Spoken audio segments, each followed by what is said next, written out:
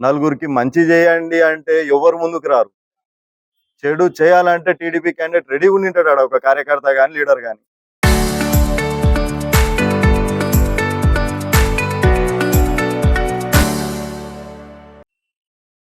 దేనికి? ఇలాంటివెన్నో ప్రశ్నలు. ఒక కార్యకర్త మాకు తప్పు జరిగిందయ్యా అని చెప్పి పోలీస్ స్టేషన్‌కి పోతే, వాళ్ళు రిటర్న్ ఆ పిల్లోడి మీదే కేస్ పెట్టి బయటికెళ్ళగొడుతున్నారు. రౌడీ రాజ్యమా ఏంటిది అని చెప్పి ఒకప్పుడు జగనన్నని వీళ్ళే విమర్శించేటోళ్ళు. దాన్ని ఎవరు ప్రోత్సహిస్తున్నారిప్పుడు? దానిలాగా ఎవరు బిహేవ్ చేస్తా ఉన్నారు? ఈరోజు ఈ ఎస్ఐఆర్ ప్రక్రియలో గూడా మొత్తం ఎస్ఐఆర్ ఎప్పటి నుంచైతే స్టార్ట్ అయిందో నెల రోజులు అయితుంది ఈ రోజుతో. రేపటితో గడువు గూడా ముగుస్తుంది ఎస్ఐఆర్ ప్రక్రియ. ఎక్కడన్నా ఒక టీడీపీ నాయకుడు పోయినాడా? లేకపోతే టీడీపీ బిఎల్ఏ పోయినాడా? ఎక్కడెక్కడ పోలేదు బిఎల్ఏ. ఇప్పుడేమి లాస్ట్ అయిపోయింది. ఇప్పుడు సచివాలయంలో కూర్చొని వైసీపీ వాళ్ళని బయటికి గెంటేసి మనము ఓట్లు కొట్టుకుందాము. ఓట్లు ఎవరైనా కోసేది అంటే కోసేద్దాము అని చెప్పి ఆలోచిస్తున్నారు. ఈ రోజున గూడా గంట క్రితమే అల్వాలలో ఎస్ఐఆర్ విషయం మీద కొట్లాట సచివాలయం దగ్గర. ఎందుకు? గత నెల రోజులుగా జరుగుతున్న ఎస్ఐఆర్ విషయంలో టీడీపీ అక్కడ ఎవరైతే బిఎల్ఏలు అపాయింట్ చేయబడినారో వాళ్ళు ఏ కాస్త మాత్రం ఓట్లు కాపాడుకోవాలన్న ఆలోచనతో లేకోకుండా నెల రోజులు సాఫీగా వాళ్ళు అక్కడ ఉన్న బిఎల్ఏ ఆఫీసర్తో మింగిల్ అవుతా ఉన్నారు. ఈ రోజు వచ్చి సచివాలయం నుంచి బయటికి పోండి వైసీపీ నా కొడకల్లారా అంటే ఎట్ట కనిపిస్తున్నాం మేము? మంచిగా ఉంటున్నాం, గలీజ్ మాటలు కానీ మీరు అనే కూతలు అన్ని కానీ నీ ఊరికే ఉంటున్నామన్నా. దే విషయం మీద మీరు ఎందుకు రెచ్చిపోతున్నారు? మంచి చేసి రెచ్చిపోతే అని ఒక అర్థం ఉంది. ఇన్ని జరుగుతా ఉన్నప్పుడు మేమెందుకు సైలెంట్గా ఉండాలని చెప్పి నేను ఈరోజు ఒక ప్రోగ్రాంతో ముందుకు వచ్చాను. నమస్తే ఎమింగను.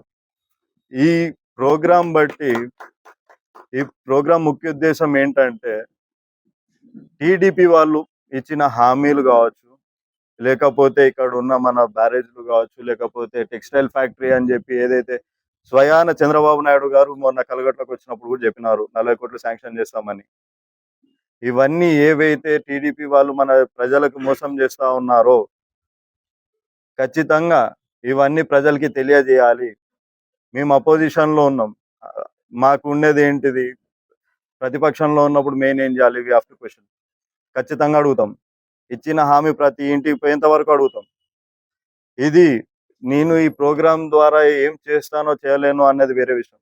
కానీ దీని వల్ల ప్రజల్లో కూడా తెలియాలి. ప్రతి ప్రజల్లో మన ఎమ్నూరు నియోజకవర్గంలో ఉన్న ప్రతి ప్రజలకు కూడా ఫలానా హామీ ఇచ్చినారు, ఫలానా ఉన్నింది, ఫలానా ఇయ్యలేదు అని చెప్పి కూడా ఇక్కడున్న ప్రస్తుతానికి ఉన్న 2 లక్షల మంది ఓటర్లకి చెప్పే సమాధానం కూడా నాకుంది. డెఫినెట్‌గా దీన్ని ముందుకు తీసుకొని వెళ్తూనే ఉంటాను. ప్రతి చోట ప్రకటిస్తాను, ప్రతి చోట వెళ్తాను. ఒకవేళ ఏదైనా సమస్య ఉండి మన గవర్నమెంట్ ఆఫీస్‌లో కూడా పని చేయకపోతే, లేకపోతే వాళ్ళది ఏదో ఒకటి చూడకపోతే ఖచ్చితంగా ఆఫీస్‌లోకి పోయి కూడా ముట్టడిస్తాం. దాంట్లో ఏ మాత్రం ఆలోచన లేదు. కానీ ఖచ్చితంగా ప్రతి ఒక్క హామీ అయితే నెరవేర్చేంత వరకు వదిలే ప్రసక్తి లేదు. ప్రతి ఒక్కరికి మేలు జరగాల. మీరు వేరేది ఎక్కడన్నా మీరు ఎట్లైనా దోపిడీ చేసుకోండి. ఇక్కడ దోపిడీ చేయకూడదు. గంజాలలో కూడా మొన్న పోయి చెప్పినాడంట ఎమ్మెల్యే గారు. ఏమని? ఇది మన భూములకు పనికిరాదు. ఇది బయట నేను ప్రైవేటైజేషన్ చేస్తాను. ప్రైవేట్ వాళ్ళకి అమ్ముకుంటాను ఇసుకని. వచ్చిన తర్వాత దాన్ని ఏదో ఒకటి చేద్దాము అని. అడ్డం వస్తే వైసీపీ లీడర్లని తొక్కించుకుంటా పోండి క్రేన్లతో, ప్రొక్రేన్‌తో అని. ఇక్కడేమి ఊరికే కూర్చోలేదు. ఖచ్చితంగా ఫస్ట్ మొదలుపెట్టేదే గంజాల నుంచే నేను. ఈరోజు చెప్తా ఉన్నా. 2 రోజుల తర్వాత ఫస్ట్ నేను మొదలుపెట్టే ప్రోగ్రామ్ గంజాల నుంచే. ఏ ప్రొక్లైన్ వచ్చి ఎవరి మీద ఎక్కిస్తాదో చూద్దాం. ఖచ్చితంగా చెప్తున్నా. దీంట్లో అనుమానం అయితే లేదు. మీరు ఎక్కియండి అన్నారు. ఎవడెక్కిస్తాడో నేను చూడాల. లేకపోతే వాడు మంచి అన్ని మర్యాద తీసుకొని బయటికన్నా వెళ్ళిపోండి. అది ప్రజలకు సంబంధించింది.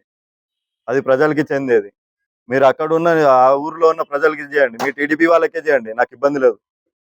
నాకేమాత్రం ఇబ్బంది లేదు. కానీ ప్రైవేట్ వాళ్ళకి ఇచ్చుకొని దాంట్లో నుంచి డబ్బులు తింటామని ఆశించే ప్రతి ఒక్క టీడీపీ లీడర్ చెప్తున్నా. ఖచ్చితంగా తవ్వుతా బయటికి. బెదిరించిన ప్రతి వాళ్ళకి చెప్తా. మొన్న ఒక ప్రెస్ మీట్‌లో చెన్నకేశవరెడ్డి, రాజీవ్ రెడ్డి, జగన్మోహన్ రెడ్డి, బుట్టా రేణుక మా ఎమ్మెల్యే బొచ్చు కూడా పీకలేదని చెప్పి ఎవరో కూర్చున్నారు కదా. ఆ నోటి వాకు కరెక్ట్గా ఉండనియండి. మేము కానీ మా రస్తాలకి వస్తే ఎంబడబడ్డామా మంచిగా ఉండేదే లేదు. ఎందుకు? పెద్ద ఆయన 87 ఏళ్ళు ఆయనకు వయసు. మంచి మర్యాద అని మీ లీడర్ చెప్పలేదా మీకు? మీ లీడర్ ఇవేనా నేర్పిస్తుండేది? నీ మాట్లాడినా మళ్ళీ పెద్ద ఆయన వయసులో పెద్ద అని చెప్పి మీ ఎమ్మెల్యే అయినా కూడా నేను ఎమ్మెల్యే గారు అనే మర్యాద ఇచ్చి పలుకుతా ఉన్నా. అంతేగాని నోటికి ఎంత వస్తే అంత కూత కూస్తానంటే కపాలం మగిలే వరకు మేము కూడా ఊరుకోండి. నేను నిజం చెప్తా ఉన్నా. దీంట్లో ఆలోచన అయితే ఏం లేదు. మీరు మా మీద ఏం చేసుకుంటారో చేసుకోండి, మేము చేస్తాం, మాకేం ఇబ్బందిలే. కానీ నోటి వాక మాత్రం కరెక్ట్గా ఉండకపోతే అక్కడ కూర్చొని ఒక పెద్ద ఆయన్ని ఇట్లా అంటున్నారు అంటే చప్పట్లు కొడుతున్నారు కూర్చొని ఇట్లా ఇట్లా ఇట్లా ఇట్లా ఇట్లా. తెలివి లేదా? మీ ఇంట్లో మీ అమ్మ నాయన ఎవరు లేరా? వాళ్ళని ఎవడో ఇట్లా పోయి పనికి మాలోడు ఇట్లా మాట్లాడితే బాగుంటుందా? మంచిగా చెప్తా ఉన్నాను, ప్రతి ఒక్కరికి హెచ్చరిస్తున్నా. ఈ రోజు నుంచి ఎక్కడెక్కడ మీరు ఏమేమి స్కాములు చేసినారో అన్ని తీస్తా. మీరు ఎక్కడెక్కడ కమిషన్లు నొక్కుతున్నారో బయటికి తీస్తా. మీరు ఏమేమి అక్రమాలు చేస్తున్నారో నేను అన్ని బయటికి తీసి 4 నెలల తర్వాత మళ్ళీ ప్రతి ఒక్కటి ఎమ్మిగనూరు నియోజకవర్గ ప్రజలందరికీ చూపించేలాగా చేస్తా. రుజువులతో పాటు ముందు ఇదే ప్రెస్ మీట్ లో ఆ రోజు మళ్ళీ ప్రెస్ మీట్ పెడతాను. ప్రెస్ మీట్ పెట్టి ప్రతి ఒక్క దానికి రుజువు. మీరు అగ్రిమెంట్ ఎంత చేసుకుంటున్నారో, మీరు ఆన్లైన్ ఎంత ఎక్కించుకుంటున్నారో మాకు తెలియదు అనుకున్నారా? మాకు అన్ని తెలుసు.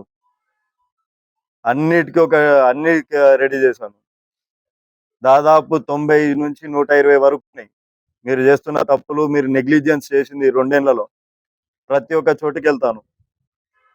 ప్రతి ఒక్క చోటుకి వెళ్ళి ప్రతి ఒక్కటి విలేకరులకు కూడా మీకు ముందు ఒక రోజు ముందుగానే మీకు ఇంటిమేషన్ కూడా వచ్చేలా చూస్తాను నేను డెఫినెట్ గా. ఇది విలేకరులు అని కూడా ఎందుకు రిక్వెస్ట్ చేస్తా అన్నానంటే, నాకెంత బాధ్యత ఉంటుందో యాజ్ అ రిపోర్టర్స్ గా మీకు కూడా అంతే బాధ్యత ఉంటుంది. You are answerable to the public. ఒక ఎమ్మెల్యే కాదు, ఒక అపోజిషన్ లీడర్ కాదు. సో ఎస్, డెఫినెట్ గా దీని పోస్టర్ కూడా ఇప్పుడు ఓపెన్ చేస్తా ఉన్నాం. ఈ programme through not only TDP వాళ్ళు చేసే అక్రమాలు ఒకటే కాకోకుండా మా లీడర్లని కూడా మేము ఖచ్చితంగా ఎవ్రీ ఆల్టర్నేట్ డే ఏదో ఒక ఊరికి వెళ్ళి అక్కడున్న లీడర్తో మాట్లాడి అక్కడున్న సమస్యలు, వైసీపీ నాయకులు కానీ కార్యకర్తలు కానీ పడుతున్న సమస్యలు కానీ ప్రతి ఒక్కటి తెలుసుకుంటాం. తెలుసుకొని మాకంటూ మీకు రెడ్ బుక్ ఉన్నప్పుడు మాకంటూ ఒక బ్లూ బుక్ ఉంది.